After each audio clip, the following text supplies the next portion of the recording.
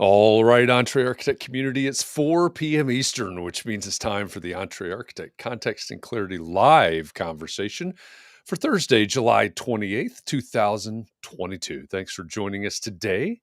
As you get here, say hi. Let us know that you're here and let us know where here is for you. Where are you joining this conversation from?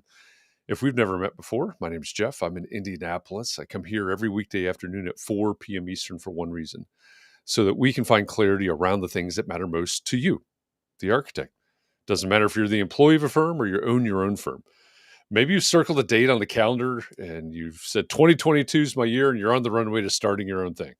Or maybe you have owned your own firm for a year or 10 years or 26 years and you're starting to rethink or reimagine what that firm could or probably even should be. All of the topics that we cover, one topic every day, they all fall under the broad umbrella of the business of architecture. And they're all the need to know topics for the success of small firm architects just like you. So thanks for joining us today. Great to have all of you here. Looking out there across all of the internet, as if you're a regular here, you know we're trying to break the internet. We're streaming out to about 6 different places right now, so it's great to see all of you coming in from different places. I see Christian in Ithaca, New York. He's the first on my screen, which means that he is the winner of today's John Kinney Memorial Crocheted Bathtub Award. Congratulations, Christian. Welcome back. As always, I am joined by my co-host, Katharine MacPhail. Hi, Katharine. How are you? Hi, Jeff. I'm doing pretty well. And Thanks where for are asking. you today? I am in my new home of Fairhaven, Massachusetts. So this is the permanent landing spot, right? That's it. Yeah. Unfortunately, though, you know that red background. My big plan was to have my big red background in my background, but it can't fit up the stairs. Oh The no, red background. the painting is too large. He's too large. I have to rethink my my reinvention of myself. Yeah, I was rethink the house that you bought. No, that's too late. Too Okay, late for that. I'm too not late for moving that. again either. No. All right, fair enough. Well, I'm glad that you have made it to Fairhaven.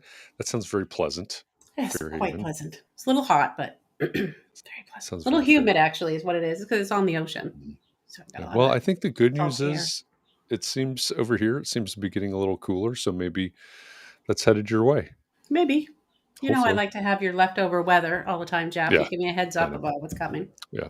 This is how we do weather forecasting around here. What's happening at I my know that house in 2 days 2 I'll be days okay. later. Yeah. Yep. Exactly. I see Scott Thrift over there. He says it's another hazy day on the Bay, San Francisco. Welcome back. Scott's over on LinkedIn. Nicole is here. She's in Arizona. I bet it's hot in Arizona, but it's that dry heat. Let's see. Kurt is joining us from Twitch, our Twitch nation over our EntreArchitect nation over on Twitch. Welcome back from Flint, Michigan, Kurt. Hi, Daryl. Welcome from Rochester, New York. Glad you're joining us. And Jefferson is, he's still in Boulder. Oh, no, he's back from Boulder, living large in Los Angeles. Welcome home, Jefferson. Glad you're joining us. John Jones is in Westport. Jessica, also in Los Angeles. And hi, David. Well, oh my gosh. Okay. This is, I don't know. So, Katharine, in Monologue. I Massachusetts, bet you it's a have your names.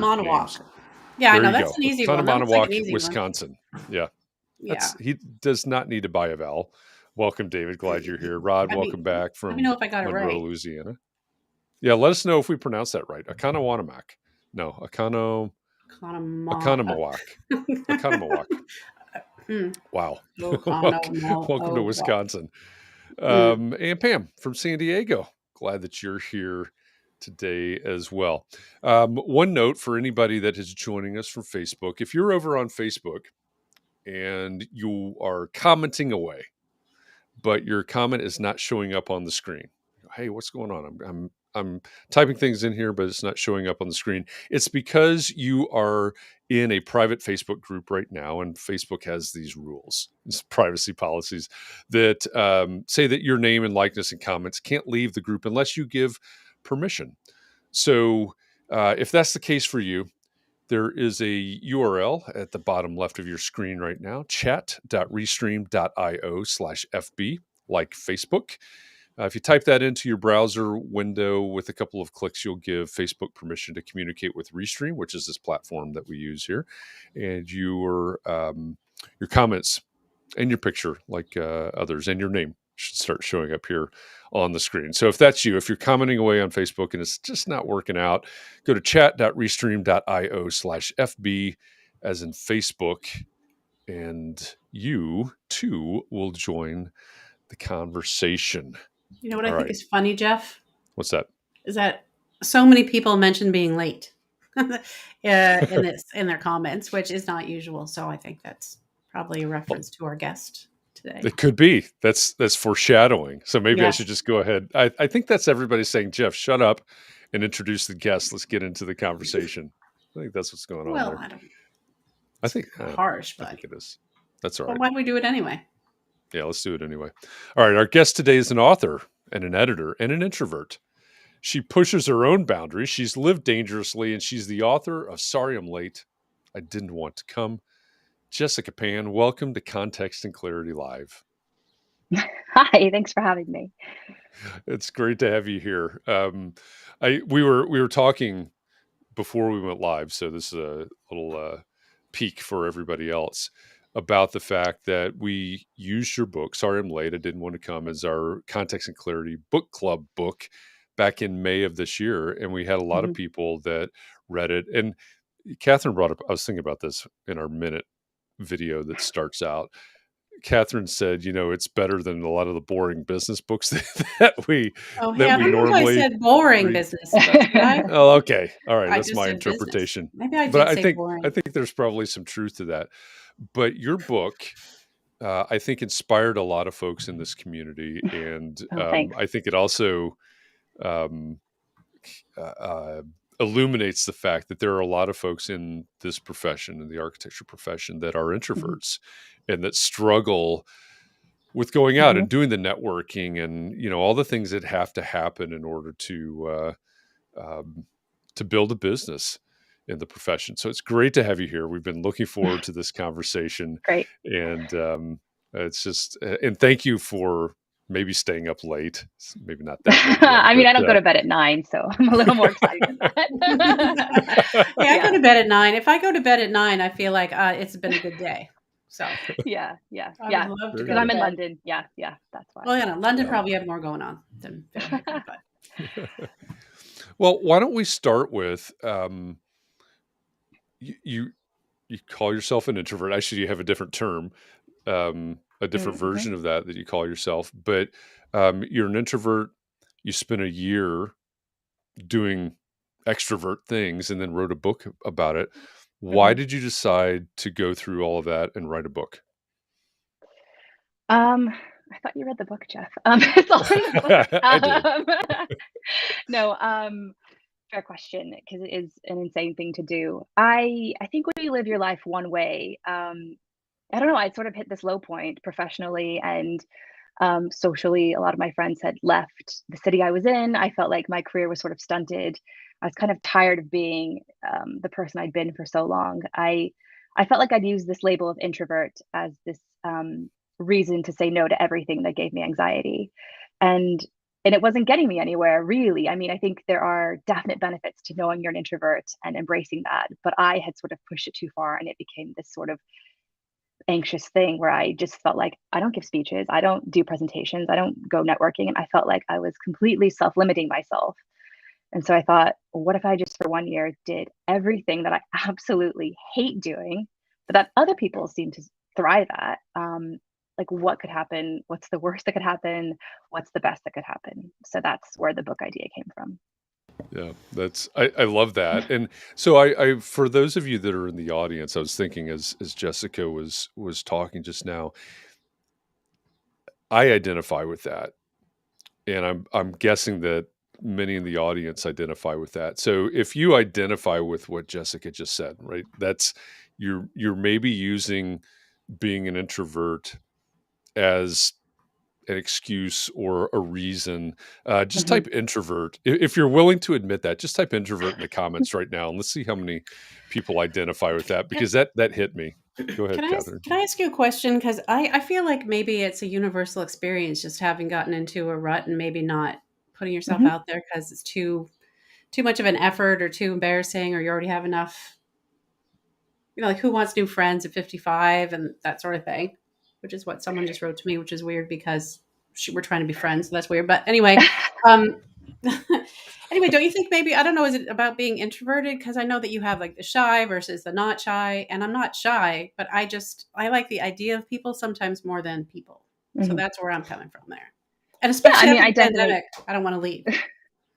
I definitely think that is a feeling that extroverts or ambiverts or whatever you are can have. You definitely can get into ruts. You just don't want to try something new. It's scary to try anything new. And I think that when we're older, it's harder to make friends. It's less likely to happen because, usually we're not in school anymore. We're not starting new jobs. We're not around people who really are excited to make new friends. And yeah, I think that can happen to anybody. Definitely not. It's not just introverts. So yeah. One thing that came up this morning when we were talking on Clubhouse, it was a very fair question because it's probably comes from the way that I have introduced you in the book, and probably some deficiency in the way I framed it. But there's nothing wrong with being an introvert, is there? No, and I think that was my biggest fear in writing the book was that that introverts who are my people would sort of be up in arms thinking I was criticizing them. And that's not it at all, really. It's more about my personal journey and what I had done. Knowing that I was an introvert, which, I embraced and liked, but then had sort of, like Katharine said, gotten into this rut that could happen to anybody. And the way I got out of it was sort of being an extrovert. But you can do it you could take a physical exercise or anything. But no, there's definitely nothing wrong with it. That's why the book it's just sort of my story. I'm not telling introverts to do this unless you relate to the story or want to. It's sort of just like, this is what I did. This is what I learned. But obviously you don't have to do it. Yeah. Well, Right. I guess the good thing is when your people are introverts, if they did get up in arms, it's not like they're going to come carrying pitchforks because Yeah. Yes. that'd Yeah, be a very exactly. Introverts extrovert unite thing to later. do. Yeah. Yeah, exactly. So Yeah. Melanie wanted to know, how did you pick the things that you did? Yeah, it's a good question. They had to be social things or had to be involving other people. And they had to be things I didn't want to do. So like, it wasn't, have coffee with my best friends and like chat with them. It had to be, those are the two requirements. It had to involve other people, and being social with them, because I think, one of my friends who is clearly a sadist was like, you should do live drawing where you're like nude and people draw you. And I was like, I don't feel like, first of all, I don't want to do that. And second of all, it's not like, you don't really connect with people in that way. Like Right. that's a very different thing. And that's not what I was looking for.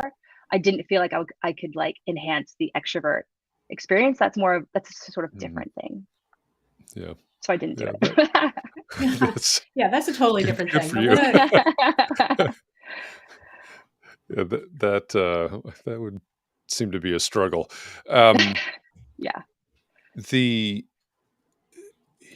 Is there? Well, let me ask it this way.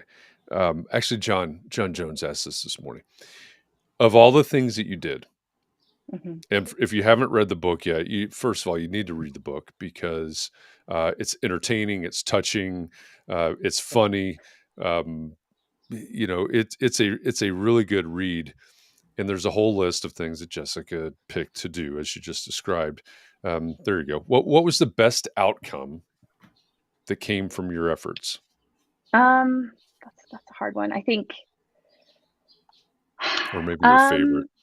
I mean, I think that yes, if you haven't read the book, I did improv. I talked to strangers, like really embarrassing things with strangers. I did comedy. I did the Moth podcast live where they record you in front of like hundreds of people. I did friend dating. Oh my God, what else did I do? It sounds awful. You went on some kind of like trippy overnight into the desert or woods or something. Yeah, I did that. Yes, Yeah. I did. Yes, I did that for one night. I went on a surprise trip to where you book a ticket and you don't know where you're going. Oh, that was insane. Anywhere. I would love to do that. That was something I thought you should would be do it. super fun. Yeah. I think that covers what I did do. I think I guess for longevity, I would say the biggest thing I got out of it was that I don't have social anxiety with talking to strangers anymore, which is huge for me because I absolutely hated talking to strangers. I found it really intimidating. I never, ever, ever, ever did it. And now it's not an issue at all, to the point where I can't even believe I felt that way or spent all that time agonizing over it. Like, yeah, it's really strange. Do you still wear the button? No, God, no. I wouldn't wear the button. So if you haven't read the book yet, a shortcut to understanding that comment is to go and find the recording of Jessica on the Moth. Is it called the Moth Hour? Moth Radio Hour? That's the podcast. Yeah, it's a podcast. Yeah, it's a radio podcast. Yeah. So I believe the title is "I Talk to Strangers," and there's a button that she wore that says "I talk to strangers." So right, yeah, you pin it, and the people can feel free to come up to you. And I'd always forget I was wearing it, and people would come up to me, and I would just think they were being so weird, and it was just awful. And it was bad. But I would say that, in the pandemic, that was something that really helped me. Is that so? I don't know how it was in every part of the States. I think every state was different, but in London, in the UK, things totally shut down all the time, loads. And so the cafe I used to go to all the time was just take out coffee only. But you could still go in with a mask and order. But I would always, I'd go every day, and I'd have the best banter with the baristas. And it was the thing that made me happiest during that time, when you couldn't see anybody and you were scared and you didn't know what was going on. We would have these fun conversations. And now I feel like they're probably my friends. But I think that in the pandemic, I really needed that 2-minute hit of talking to someone, having a connection, to not feel totally isolated and lost. So it was a big change. That came up on Clubhouse during our conversation this morning as well. I mean, we didn't go fully into that, down that road on that tangent, but the effects of the pandemic. And like I said before we went live, I went from basically going to conferences and speaking and now to sitting in my basement for 3 years, essentially. What, and I know this is outside the scope of the book, obviously, but what do you think we're really facing in terms of, I don't know if it's mental health. I don't know how to really properly frame this, but what do you think we're really facing on the heels of everybody obviously experiencing and feeling what you did, and sometimes worse, because there are a lot of people that didn't go out. They didn't go to the coffee shop every day or the cafe every day and spend 2 minutes chatting with the barista while they're waiting on their coffee. They just didn't go out. They didn't see people, period. Yeah. Do you have a sense for what we're facing? Maybe in the UK, maybe globally, maybe whatever, but with people being so removed. I re-spoken to a few of the people I interviewed in the book. So in the book, I interview a few psychologists and different mentors along the way. And I think the biggest influential one was Nicholas Epley, and he's the one who gave me that great line, nobody waves, but everybody waves back, because I was afraid of initiating contact with people. And I actually talked to him about this a little bit, and he said that he was basically said it was terrible for people and their mental health, and just, awful for it. And I think that we see that with I think when schools were shut down, a lot of teenagers and kids are struggling and things like that. And I think that it's really weird when the pandemic first happened, or when there was a lockdown, everything was closed and you had to stay home. I was fortunate enough that at that point, I didn't know anyone had the virus. I was just at home with my husband.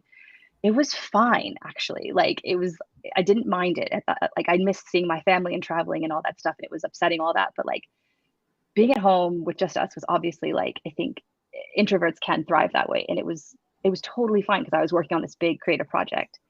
But then over time, it slowly drove me crazy, and even I was oh my God, if it was this or Glastonbury, I would probably do Glastonbury, because I did become people starved after a while.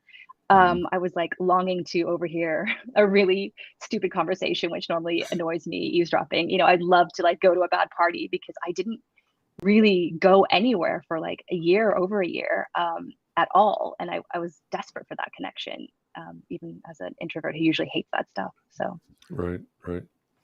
What was the most of all the things that you did, or maybe it's a combination of everything, but what was the most transformational thing for you that came out of the effort of, obviously there's an effort of doing all the things, and then there's the effort of writing the book, which are probably compartmentalized. But what's the most transformational thing that came out of all of it for you? I think it's that realization that you aren't really I talk about this in the book at the very end, how when we become adults, we feel like our personalities are totally fixed. And that's actually not true. Like if you do different things, you can totally change who you are. You meet some guy who hasn't climbed Everest and then he climbs Everest. That's clearly going to change who he is and his viewpoint. And I think it doesn't have to be Everest, it can be small things. I think it was really freeing to realize that you don't have to be who you've always been, because I hated public speaking. I absolutely hated it. I did anything to get out of it. Like at school, I would fake being sick to my mom so I didn't have to do things. It made me so sick to my stomach, but I did like really big performances that year. And seeing that I survived and that they weren't totally terrible, and even if they were, it would have been actually fine, was hugely freeing, I think, to realize you don't have to be who you've always been. So that was a big one. So is with everything that you did, all of the going out, doing the Moth, doing the improv, the friend dates, all of those things, does it seem like pushing your boundaries, pushing your limits, is that almost like a muscle that we can exercise and get better and grow in that way? Yeah, I think so. Like Nicole's question there. Well, she's I know Nicole's a big fan of your book and has read it many times, and every time she reads it, she starts something different in her life. So maybe she's kind of asking for herself. So she wants to know, if you go outside your comfort zone and then you be comfortable with that, do you keep pushing your boundaries, or how have you dealt with that after? I feel like I definitely want to keep growing and doing things, but it's not like, after I did stand-up comedy, I was like, I'm going to go, do this on TV. It wasn't like that. It was sort of like, I just think it's a good reminder that you can do things if you want to do them. Like things that, like if you want to do a TED Talk, like that's not an insane thing, even if you're shy, because anyone can actually, if you work really hard and have a really good idea, can do things like that, even if it feels like something that's completely out of your reach. That's not true. This is maybe a little bit off topic, but I feel like nobody's going to ask you to do the thing that you want. Like no one's going to ask you to write the book that you want to write. Like you have to sort of make that decision yourself. And that is also pushing a boundary of like who you are. It's painful to do these things. It's hard. It's scary, and you can absolutely fail. But I feel like it's important to try to keep doing that a little bit. I don't think I don't think every introvert should go and do all of these things that I did in the book. It's sort of just a way of like showing you what I learned. I interviewed, experts who knew far more than me. It was sort of a way to show what happened when I did them. So how did you get on the Moth? I mean, that's a hard thing to do, I think. And it didn't seem like you really wanted to do it. And so when I was reading it, I was thinking, how did you manage that? It's kind of the point I made. Like, I didn't know anybody. I literally just emailed the Moth and I said, this is my story. And they got back to me. So it wasn't anything. And I think, sometimes people criticize the book saying like, oh, but she has all these connections. No, I didn't. All these people I interviewed, I emailed them completely cold. And I said, I'm doing this thing. I didn't have the book yet out. I think if you're like, sincere and willing and it's relevant to them, people will listen to you and do things. Like Jeff emailed me and I was like, I don't know anything about architects. No, thank you. And he was like, that's not the point. And he asked again a few weeks. I don't even think I replied because I was like, this is so weird. And then I think a few weeks, and also I was like busy and stuff, not to be rude. And then I think a few weeks later, you wrote back again and you said, you sort of made your case again, and I'm doing it. I don't know if that answered your question, but I did just email them off the story. Yeah, well, it answered a couple questions I had, so that's good. So speaking of your comedy, can we see it on YouTube? Oh my God! Any of your stand-up? No. Are you sure? No. Have you looked? I'm still like embarrassed by it. Like, I'm sure you are, but I still would love to see it, because the fact that you did it and were so embarrassed, that's the way I think it would turn out for me too. And so that's why it's inspiring to me. Well, I feel like I don't know if this is a thing that happens to architects, probably not, but I think in a lot of creative fields, when you do something and then you revisit it in a few years, it's kind of embarrassing no matter what it is, or you Oh, think yeah. you would Yeah. kind of wish you could do it a different way. And I think I really feel that way probably about the comedy thing. I feel that way about almost everything, honestly. Yeah. But, Well, I won't speak for all architects, but yeah, but I think even in architecture, right? And I think one of the things, not all of architecture is design, but I think when we're designing, when we're creating, there's always this feeling of, oh, that could have been better, or I could have Right. carried that idea further, or something like that. And yeah, I think there's plenty of people that are here with us that look at things and say, you know what, I was really proud of that project when I was 25 years old, but now I'm 45 years old, or whatever the case is, and Yeah. it could have been better. So I heard don't think actually that's advice on this. I heard advice on this recently where they sort of, I mean, it's pretty obvious, but it's nice to hear it again. Like, you did the best you could at that time. Like, and I think that you probably did, or we all did. Like, I did the best comedy routine I could do at that time, and now I would probably do it differently, or maybe I'd re-edit things in the book. But at that time, that really was the best I could do. So there's no reason to like be hard on ourselves for that. Yeah. They say that about podcasts too, that if you don't look back on your first episode and cringe, then you're not doing it right. You're not growing. You're Yeah. not growing, right? Yeah. That's a really good point. Yeah. I want to go back. You said this is a little bit off topic, but I want to go back to the comment you made just a couple of minutes ago, where you said no one's going to approach you to write the book that you want to write, and you talked about not having the connections and all of that. So one of our past guests on Context and Clarity Live was James Carberry, the author of Content-Based Networking. Wow, All right. I can't believe I almost I couldn't have come up with that, Jeff. stumbled on that one. But that's probably why I reached out, learning from what James talks about. But I think what you're talking about there is really important, because again, there are an awful lot of people in our community that are building businesses.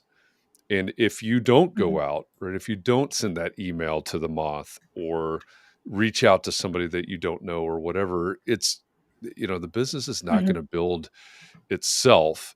Right. That next great client isn't just magically going to show up. As much as we'd like to talk about building our brand and a great website and referrals and all of that, it's not magic. Right? We have to be able to at least put ourselves out there a little bit. So I think that's a really, really important point. Yeah, definitely. Hey, can I read Nicole's comment here? Yeah, absolutely.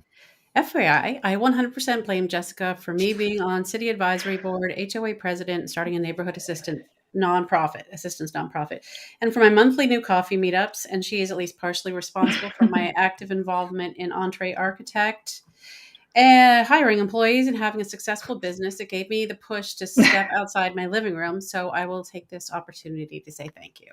Oh, you're welcome. Thank you for reading it. I'm glad. That's good. Yeah. See, I told you it's had the book has your work has had an impact on our community. So we thank you for that. That's great. Thank you. Yeah. If you had to do this all over, would you do it again? Well, I mean, yeah. I mean, I didn't get murdered or anything, so like it was fine. Yeah. That'd make this conversation difficult. Yeah, no, definitely. Yeah. I made really great friends along the way, and yeah, I would. I think you asked earlier, like, what would I do differently? I think on the surprise trip where I traveled somewhere I didn't know, I think I would have just been a bit more like relaxed about that, because actually I do actually enjoy being alone in new cities, but I felt this like absolute pressure to like, meet people or do things. But I just think if I did that surprise me trip again, I would just like enjoy it more, I think, instead of being stressed about it, because I think it is actually, like Katharine said, like a really cool concept where you book a ticket somewhere and you go to the airport, and that's the moment you find out where you're going. So is that like an actual service that is it called something like Surprise Me? And you just go on a website? And you say, like, it's I a have a company. budget of $3,000 and surprise me? It's called Surprise Me, and they have packages. So you can pick, like, do you want to stay for 3 days or 5 days? You can pick if you want hot weather or cold weather. Like, it seems like a really cool company. I think they're Dutch maybe, but I think they cater to Americans and Oh, Europeans. they do? You're Americans too? I That was cool. think That seemed like a fun so. thing. I think you can fly. Yeah, I think so. I don't know. I loved what you said at the end of the book about, when you had the Thanksgiving, I guess, at your house or at your apartment, and then you realize that you like hosting those parties because you're doing something, and that made me realize why I like to actually host parties, and I hate to go to parties because when it's my house and my party, I'm busy doing stuff, and I don't have to. You have the control as well. Like, first of all, you can control the guest list, so you don't have to invite anyone you don't like. And true. And where you get to sit, you don't have to sit next to anyone you don't like if they made the guest list. Right. Yeah, I think I was really fearful of hosting because I always felt like I would do a bad job and you'd be sort of judged for, like, I don't know, having a lame party or bad food or. That's the worst. That's the worst. Having a lame party and knowing it was lame, that's just hard to sleep after that. Yeah. That puts the fear in me again. But sorry. But I do feel like if you plan it well and you invite people who, I don't know, I feel like there are certain people who always I don't know, people like them, they're charismatic or they make connections and you can sort of, but I like that you're busy, but you're in the party. You're sort of doing both things. Yeah. Yeah. Well, when I read that just brought a whole bunch of my life clear to me. Like, oh. I thought the part about, again, back to the Thanksgiving, but almost having to, maybe not even almost, having to engineer some of the conversations and get people to talk, that felt a little bit painful to me. Yeah, no, it definitely was. But I think it's one of those things where it's painful, but it gets it going. And like sort of when you talk to any stranger, at least it's really awkward with a stranger, the first comment you make, but as soon as you've broken the ice, it's so much easier, I find. Yeah. Some I've noticed some strangers are not into it at all. Yeah, no, of course not. I wouldn't have been talk before. Back to me. Yeah. I think it has to be the right situation. Totally. You have to sort of read that situation. Yeah. It's probably like, I'd say 1 out of 4 strangers that I talk to, I end up having a decent conversation with them.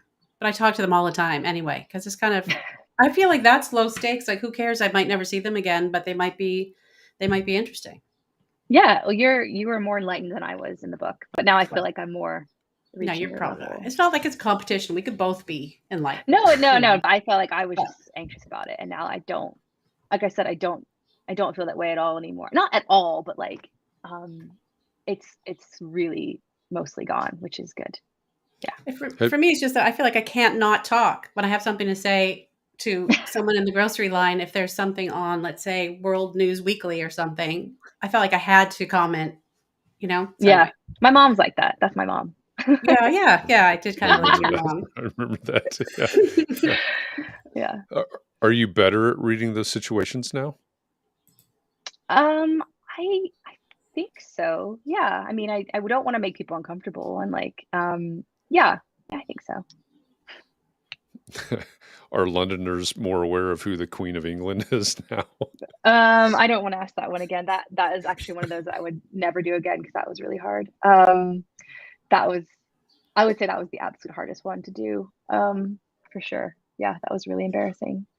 I hope that they just asking the question was the most embarrassing. Yeah, because it's like she's ignorant American who doesn't even know who the Queen of England is, right? And then she's in London and like, what? So I can see how that would be so embarrassing. And you're bothering people who don't want to be bothered. Like, it's not like they signed up for this. And you're also in public, so other people can hear you asking that. It was like all kinds of levels of embarrassing. Yeah, it was really hard. Yeah. All right, I get it. Do you think the Queen's still alive? That's what we were wondering about. I was wondering about this morning. She actually still alive? Because I know she's in a hologram in the Jubilee. I mean, I don't know. I mean, we probably wouldn't know, but I think I feel like she is. See, it's not out of the question. But anyway. Yeah, she's definitely very old. So yeah, she definitely is. Yeah.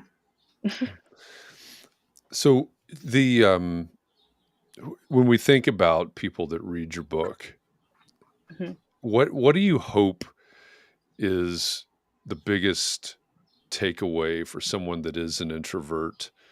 Mhm. They read your book, they get to live vicariously, through your year. What do you hope is the biggest takeaway for somebody?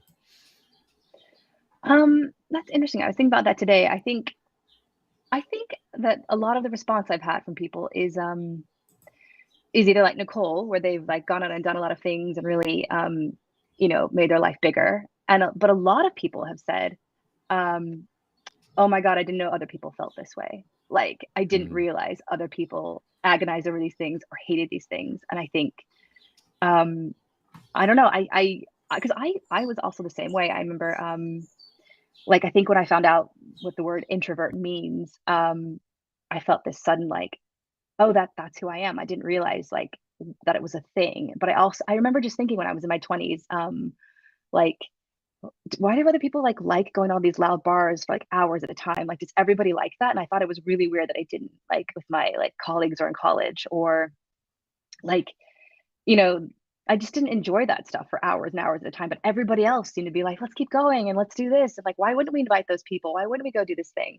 And once I heard about, introverts, I suddenly felt so much more um not the word normal, but I felt like, oh, that's what I am. Like these are my people. And then discovering that there are actually like I think 1/3 of the population identifies as an introvert. And then just sort of realize that other people feel this way was like a really great experience. And I think that, if I can make people feel less lonely and that anxiety, that has been like a really great part of putting the book out.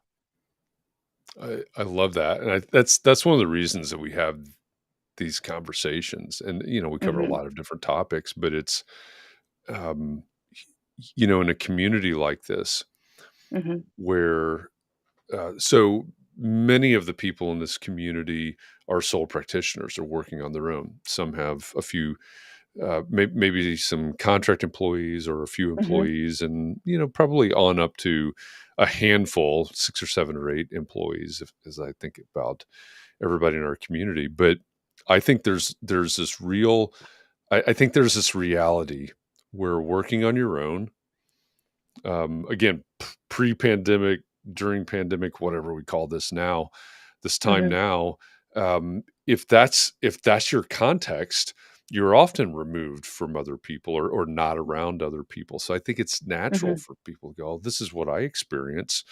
Yeah. I must certainly be the only one." So I'm glad that that's an outcome for this book, because I think that's Hmm. really important for people to understand. Listen, and I say this sometimes, if you're struggling with something, Hmm. put that out there. We I think have been very successful in creating a safe place for people to do things like this, but put that out there that you're struggling with something, because somebody else, there's two things. Hmm. Somebody is going to have probably some advice, but somebody else is going to see that and go, "Oh my gosh, I'm not the Yeah. only Yeah. one."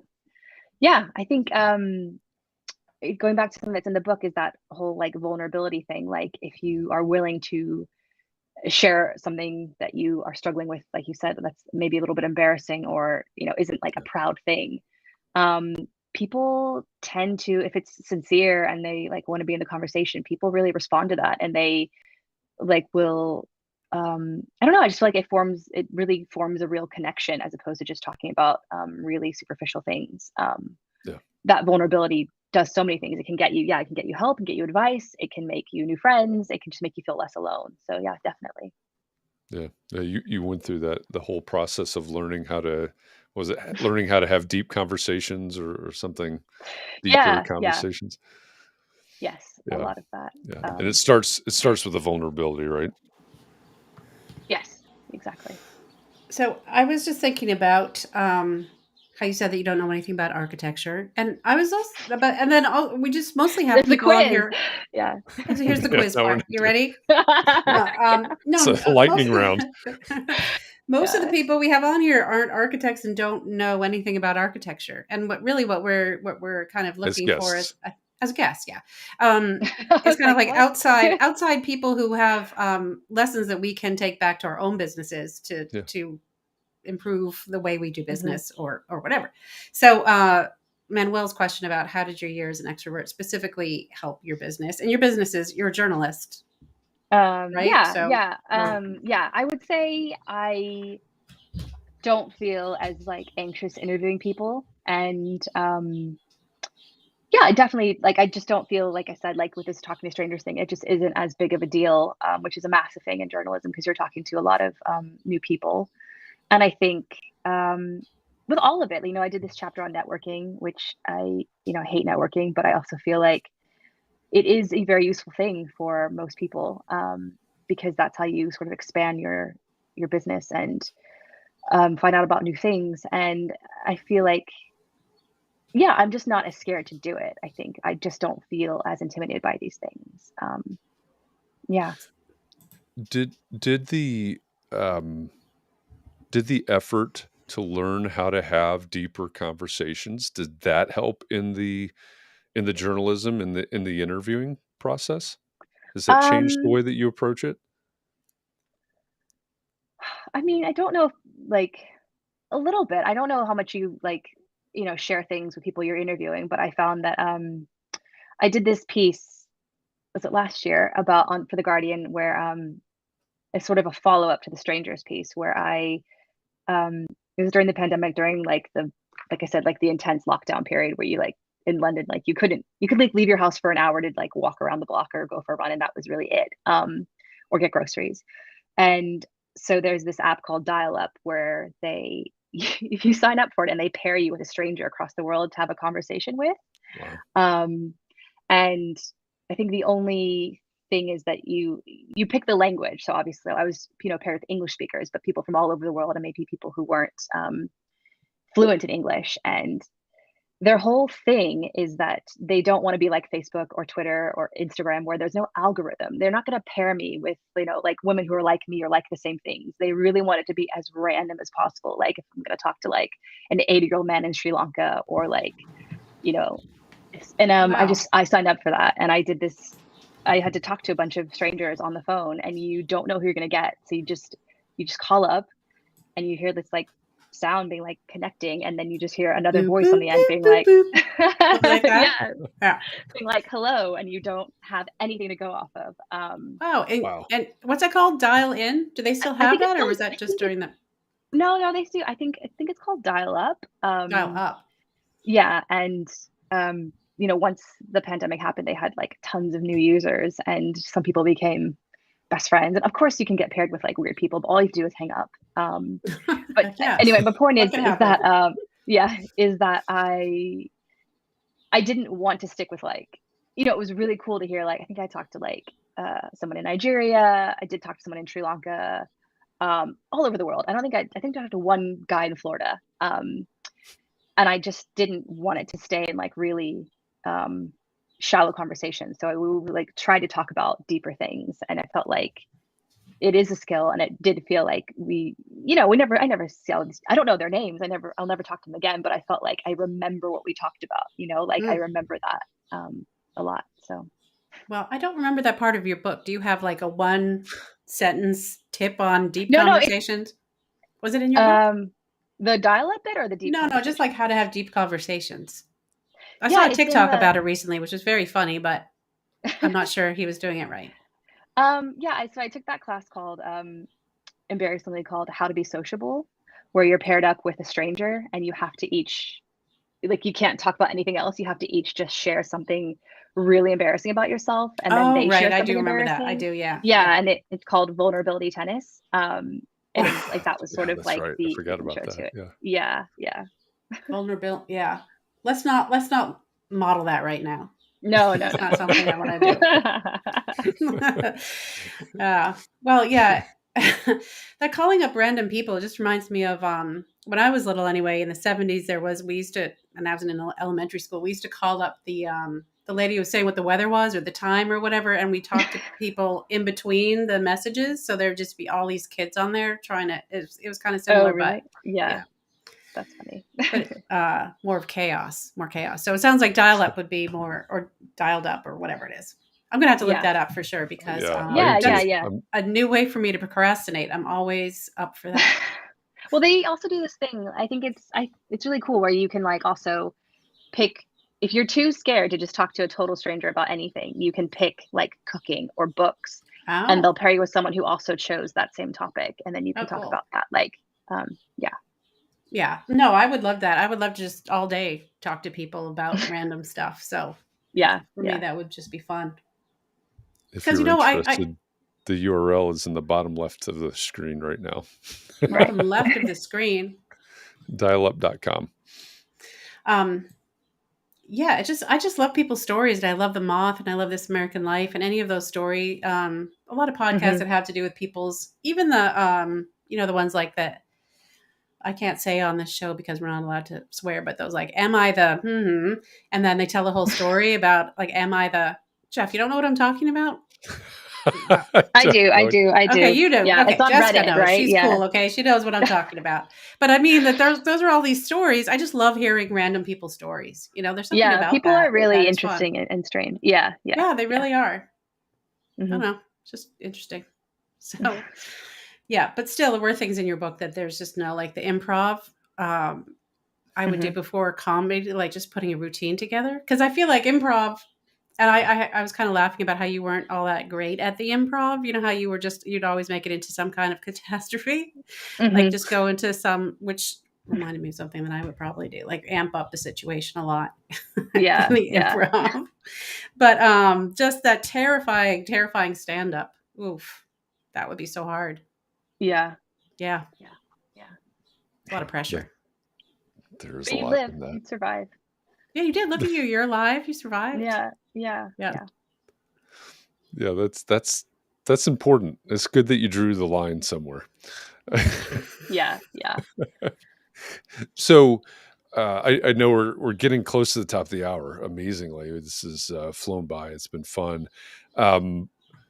What's your biggest piece of advice for Mm. anybody that says, "Hey, I'm an introvert," and whether it's whether they're stuck in a rut or whatever their situation is, what's your biggest piece of advice for somebody in terms of boundaries and growth and based on what you've learned writing the book?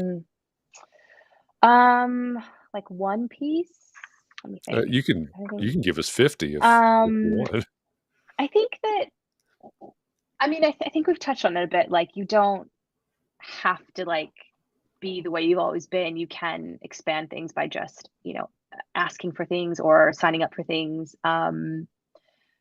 If you want to do that, I think that is really the biggest thing. And also, like, I think there's some studies that say you become less introverted over time when you're older, and I think I just like that idea that we're not tied to exactly who we were, and I think that some people are like, well, you shouldn't change yourself, like you should be true to yourself, but I also feel like, what does that even mean? Like, I mean, I'm not the same person I was when I was 12. Like, if I was, I'd be a total failure as a person. Like, we're constantly changing and evolving, um and if you I think I what is some interesting advice I read recently was like, even if you're acting differently, like say you never go to networking events or you never host a party or something like that, but you want to and you do it, you're still like, if you're acting as your ideal self, is this phrase they use, then that actually makes you feel more authentic, than just sort of hiding behind who you have always been, which I think is really interesting. Um, and yeah, I think that's my main takeaway advice. I think that's great, and it's again, we talk about the the purpose of our show, whether it's the daily conversations or it's these types of conversations where we have an interview, is helping Hmm. people build better businesses. Hmm. Specifically, obviously, small firm architects. So one of the things that we say is help them build a better business so they can Hmm. practice their art, and all of that requires growth measured in Right. different ways at times. Yeah. But Yeah. that I think is, again, one of the things I really appreciated about your book is by pushing yourself in all these different directions and all these different activities that you chose, Hmm. somehow it represents growth by pushing out, I guess maybe is a way to say it. So Yeah, and that's I think yeah, and I think that with, if you're trying to expand your business with networking, like, you can still use, like, your introvert superpower, which is usually for most people, like, listening well. Like, yeah. most people want to talk about themselves. Like, if you break the ice first and you ask questions about what they're looking for, like, people tend to like that, and they wanna make connections. I think that, I mean, as most people know, like, I feel like usually you do get business off of people who just like you or had a connection with you. So I think that is, you could still be an introvert and just listen a lot and be quiet, but still put yourself out there. So That's a great point. For everybody that's out there, if you are an introvert, we've talked about networking before. We'll talk about networking again, but mhm, um, whether it's networking or even your clients, because that's one of the things that architects have to do is they have to develop mhm. empathy and understanding for their clients and the clients' needs and things. Get good at asking great questions, Yeah, and mhm, then let people talk. That could keep yeah, you in your comfort zone mhm, and really draw out a lot. So that's good yeah. advice as well. Um, we have I don't know how this hour went by this quickly, but we've gotten to the top of the hour. Um, I would love to keep this going for hours and hours, but it's starting to get late in London. Yeah. One question that I saw earlier, I think Pam asked it, was what's your next book? Are you working on a new book? I think I am. It's still like the seed of the idea is still like being planted. Okay. So I can't really talk about it yet. But I Okay. don't know what it is quite yet, but I am working on something. And I'll tell you this because I don't know if it'll ever happen, but like, I'm supposed to be adapting Sorry I'm Late for a TV show, and I'm finding it like really, really hard to do because like, I don't know if you know about um when you like sell your TV rights, that doesn't mean it's going to be made at all. It's like the first step out of like 400 to get a TV show made. Like, most books sell their rights and like only like 0.02% of these shows get made. But I guess it's interesting because the reason I'm bringing it up is that I think Lena Dunham, the scriptwriter of Girls, had said that writing a script is like having blueprints, like for a house or something, because then all these other people come in, like your producers who Uh, have notes, and your director, or like, I guess I'd be like your, I don't even know, contractor or decorators and stuff. And so I'm finding it really kind of hard because if I'm writing a script, I have producers who have notes, and I have to, like, if it ever gets made, I have to work with actors and they will have notes, and it's like this huge collaboration. Whereas the book was very much like my own thing, mostly, until the very end, where an editor sort of made a few changes. So it's just interesting that that was the comparison that Lena Dunham made, that it's writing a script is like writing a blueprint. So yeah, that is interesting. That I hadn't thought about that. I guess does that mean giving up control in yeah, yeah, yeah, massively, yeah. yeah. Because if you write something, but if the actor doesn't want to do it that way, or they get a director in and they just want to cut it or totally change it, like, you don't really have a say after that. So Hmm. yeah. Wow. Wow, that's interesting. Well, we'll definitely look out for the TV show. Yeah, I mean, it's like baby steps, but that's what I'm that's Oh what I'm yeah, supposed to yeah. be working on right now. But I find it very hard. So Fair enough. Wendy says, I have definitely recommended this book many times since reading it. So hopefully that is motivation. Um, yeah. Thank you, Wendy. uh, that's excellent. Um, Jessica, thanks so much for joining us for this conversation. Thank you for your work, first of all, and thank you for joining Thanks us for for this asking me. conversation. Thanks for Yeah. asking me twice And- that I said yes. yeah, Well, I'm well, glad you did, Jeff. yeah, yeah. Well, Good job. I am too. I'm glad that we were able to have this conversation. It's been a good one, and for everybody out there in the audience, first of all, thank you to those of you that have read the book and recommended the book and discussed the book here on Book Club. Thank you for doing that. If you haven't read it, hopefully this conversation has inspired you to pick it up, read Yeah. it. and see what you can take away from it. Maybe it's just the fact that, hey, there's a lot of things out there that you could try that probably won't kill you. So Hopefully not. Yeah. Don't talk to any scary looking strangers and then you'll be fine, I think. Yeah. there you go. There you go. So thanks everybody for joining us for this conversation. As usual, we will be back with Context and Clarity tomorrow morning on Clubhouse at 9 a.m. Eastern, and then tomorrow afternoon at 4 p.m. Eastern. It's the last Friday of the month, which means it's book club day. So we will be discussing Simon Sinek's Start With Why. So if you've read it, if you haven't, I don't know, it's according to Audible, it's maybe 6 hours, something like that. You've still got time. It's over 8 hours. Oh, is it over 8? Okay. I just noticed it seemed long. So there's you've got about 20 hours or so. Yeah. Only 8. So we'll be doing that tomorrow. We'll be talking about Start With Why by Simon Sinek.